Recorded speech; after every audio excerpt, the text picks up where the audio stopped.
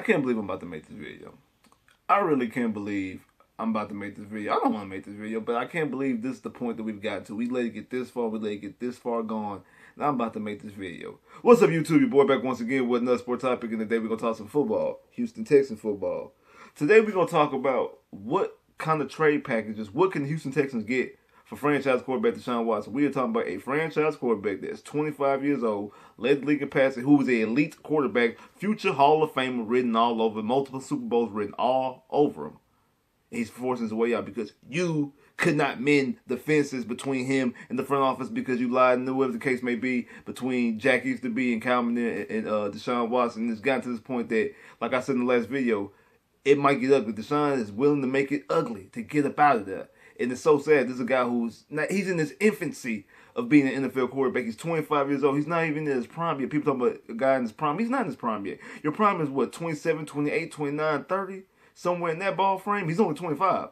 So he'll be 26 by after the second week of the season, his birthday turns, he'll be 26. So he's not even in the beginning of his prime yet. He hasn't even reached his prime yet. And yet and still, he's forcing his way out. So this is all about Nick Caserio. This is where Nick Caserio can cut his teeth and prove and solidify himself as an actual legitimate general manager if he can get a massive overhaul for DeShaun Watson.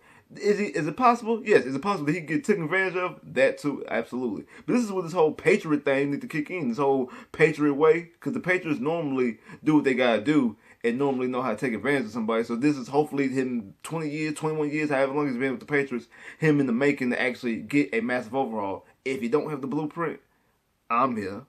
I'm about to give you the blueprint. So since DeShaun Watson wears number 4, we're going to talk about 4 landing spots. The 4 potential trade packages that the Houston Texans get for DeShaun Watson. And this is if I'm the general manager. Now, let me start this off by this. If I was a general manager, DeShaun Watson would not be traded. I would have mended the fence already. I would have guaranteed the fence would be mended. If I had to go find DeShaun my damn self, the defense would have got mended. Trust and believe. He ain't returning calls in Texas. I would come back. I would find him.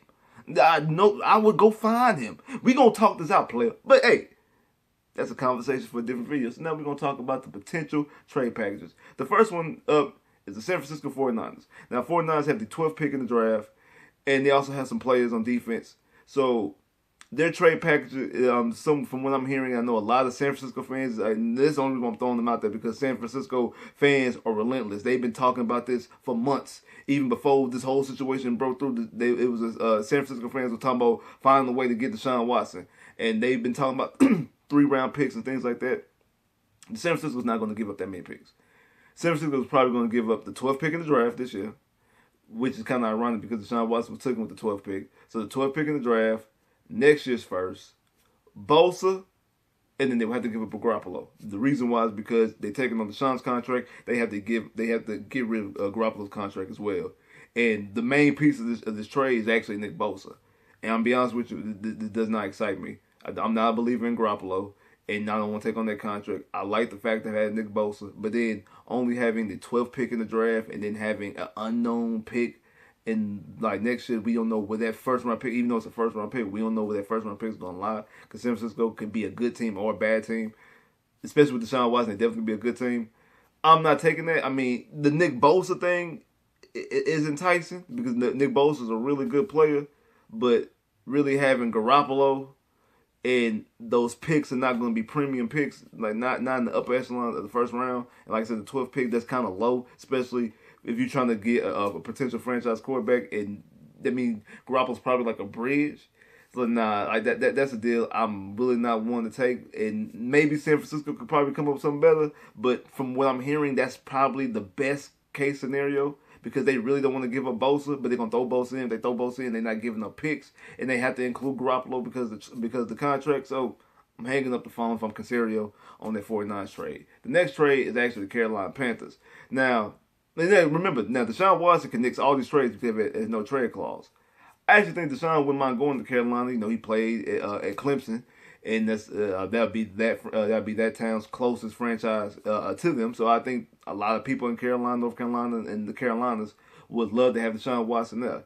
Now they have the 8th pick in the draft, and they trade package would go something like they would give up this first, this second, next year's first. They would throw in Teddy Bridgewater, and then they more than likely will have to give up and throw in Christian McCaffrey. It's enticing. It's the 8th pick in the draft. You can draft a quarterback with that. You have a 2nd-round pick as well, and you get a future 1st-round pick. And you also get Christian McCaffrey. Like I said, Teddy Bridgewater is that. His name actually fits him perfectly. Bridge. He's going to be a bridge quarterback until you get whoever you want. I'll be honest with you. I don't want a bridge quarterback. If we get rid of DeShaun Watson, either drafting a quarterback this year or I want a quarterback in the future year. Like I need to be bad, basically. So either draft me a quarterback this year is what I really want, or we need to be bad to get another. I don't need a bridge quarterback to hold us over. We're sick of that because then you walk into that whole Ryan Fitzpatrick, Brian Hoyer, Ryan Mallett, Tom Savage, Brock Osweiler type range. I'm through with all that. I had Deshaun Watson. I'm through with all that. I want to keep Deshaun Watson. So I don't want no bridge quarterback type situation. Christian McCaffrey is interesting. Christian McCaffrey, I think, is, if not the best, the 2nd best running back in the league. But he's gotten paid. That's no reason why they have to throw him in the deal, because they need to help unload that contract. He's gotten paid. And running backs to get paid, normally once they get paid, they start breaking down because running back shelf life is not high. Even though Chris McCaffrey can do it all. He can catch, he can run, he can do a lot of different things. But he stayed hurt a lot this year too. I'm not comfortable including him in the trade. Even though Chris McCaffrey has a name, I'm not with that trade. And if they can maybe potentially throw in some more picks, it might make it a little bit more enticing. But the main thing about this is the 2 players involved. I don't want a bridge quarterback, and I'm not comfortable with Christian McCaffrey being the. I'm not comfortable with trade for Christian McCaffrey. You got to pay him, and he's a running back who's already suffered injuries. How long is he gonna last? Especially you talking about doing a rebuild. So nah. Now the fun begins. The games begin, because this is the meat. This is the meat. This is the meat of the bone right here. This right here is exactly what y'all here for. This right here is what y'all are here for. Y'all for all the bullshit. Y'all, I'm here to bring it all, because this is where Nick Caserio really can earn his stripe as a general manager. You have the Miami Dolphins. You have the New York Jets. The biggest asset that you have is that they both play in the AFC East. So you pin those 2 teams against each other to bring the best possible deal you possibly can. We're going to start with Miami.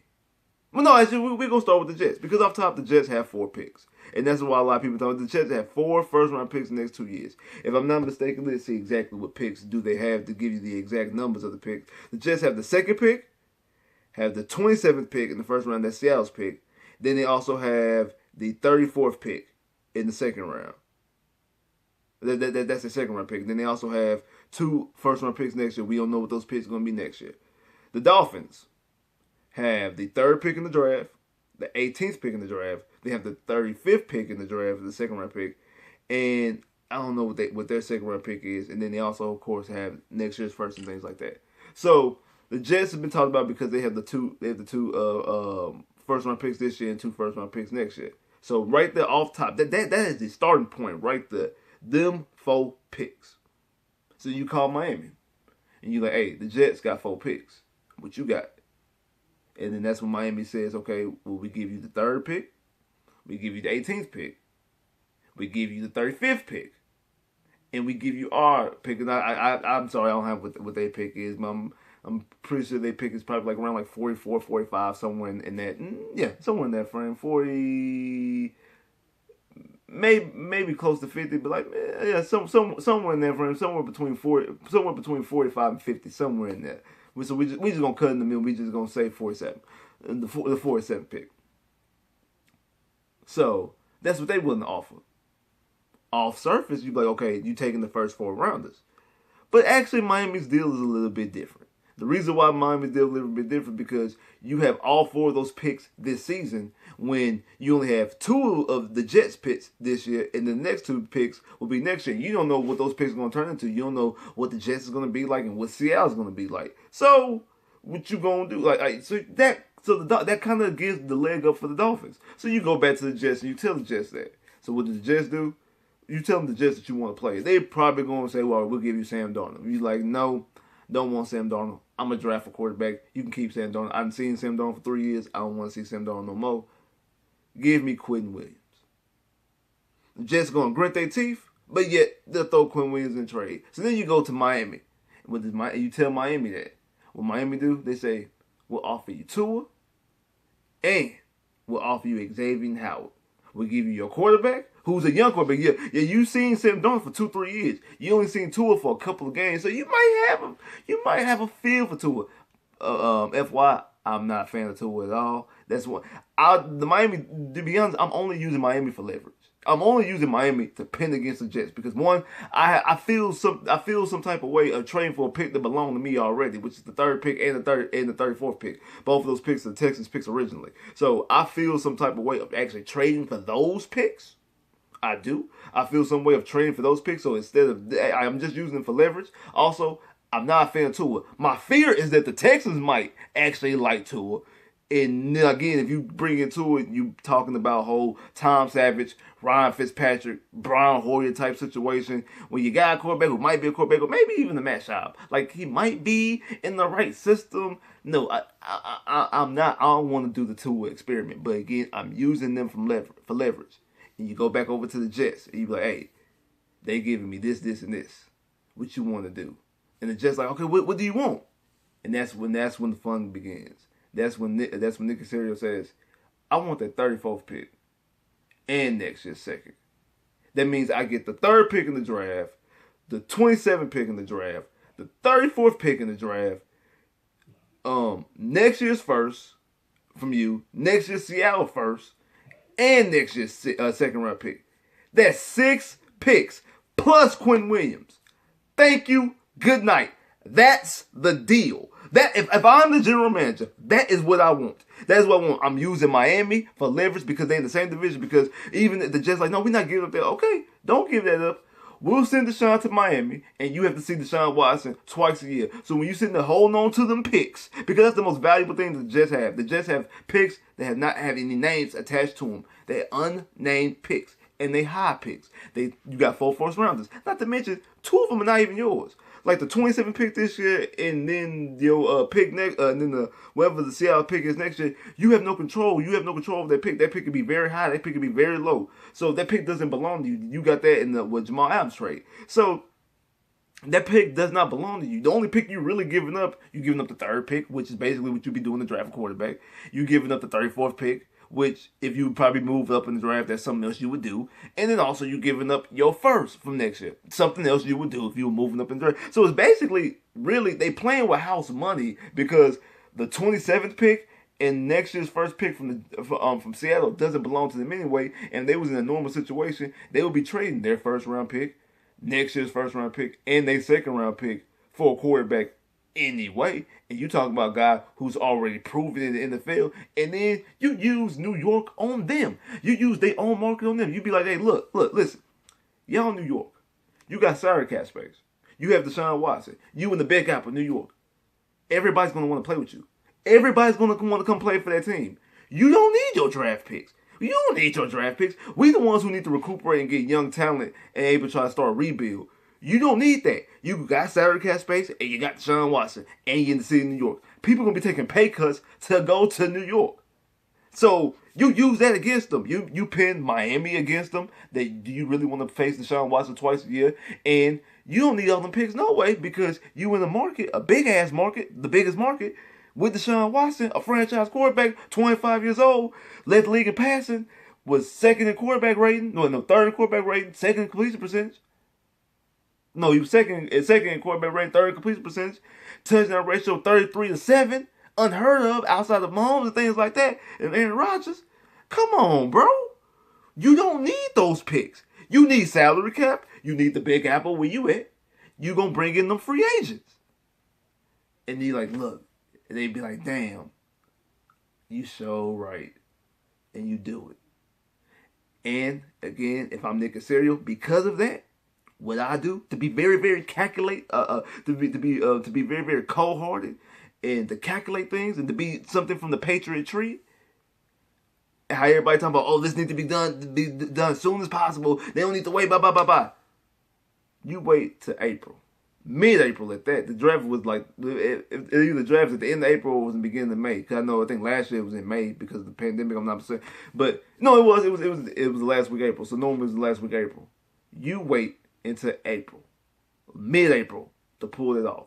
The reason why, you want the free agent frenzy to go and pass the Jets by. You do not want the Jets to actually recoup and get players once they get DeShaun Watson. Oh, but we need to hurry up so we can scout another.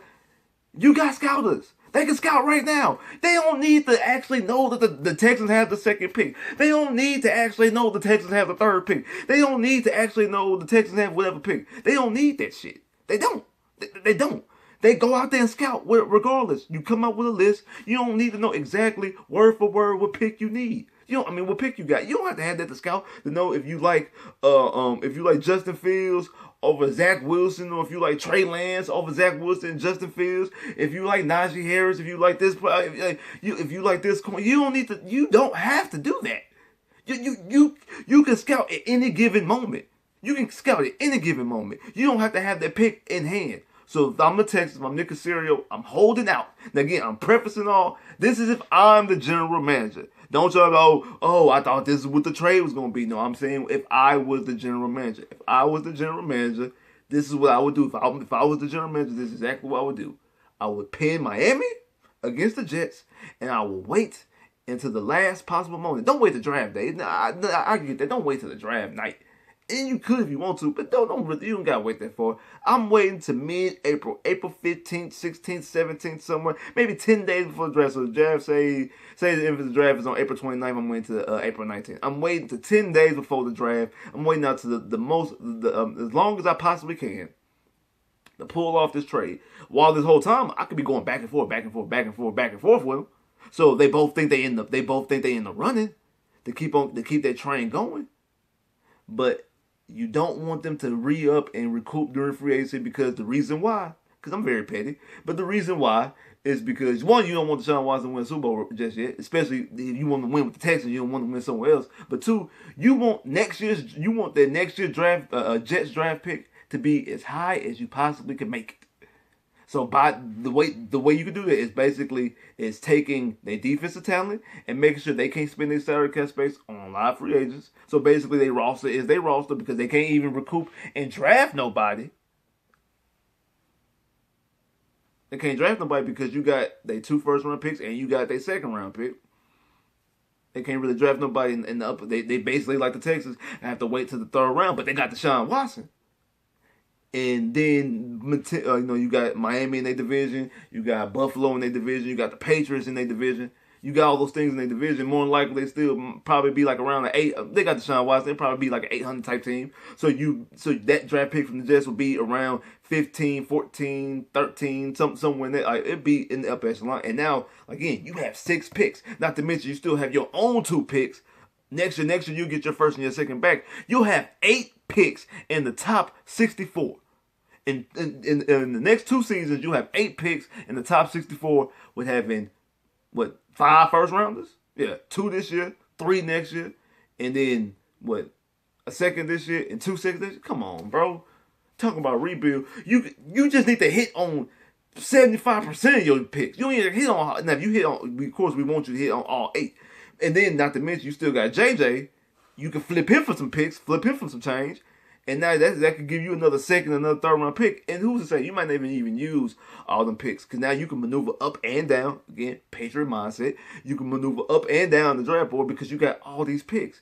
And you also have Quentin Williams for your defensive anchor. So you have Quentin Williams, you pair him up with Blacklock, wherever you believe in Blacklock. You can draft a quarterback.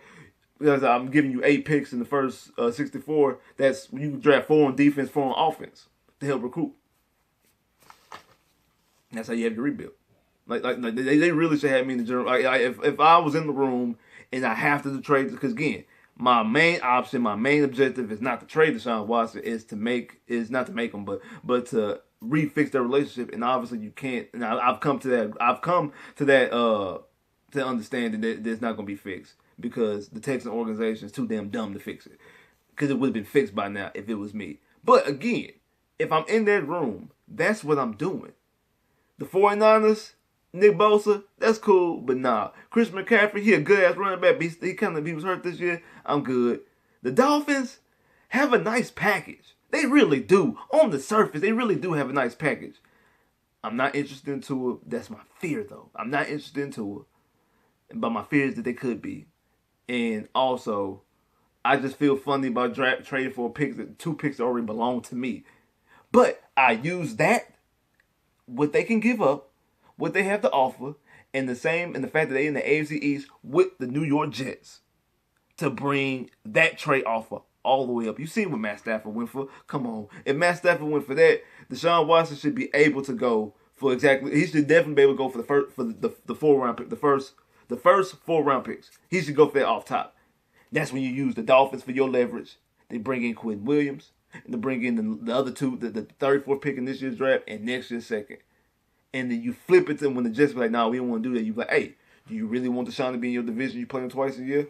And you don't need all them picks. You have salary cap space. You in the city of New York. You're going to be able to get free agents any year, every year. Because I know you're like, especially when you just said to hold out and wait. Yes, hold out and wait. But they still can. Free agents still happen in 2022 and 2023 and 2024 and 2025. So free agents will always be there. You will always be able to recruit and get free agent talent because you're in the city of New York and you have DeShaun Watson.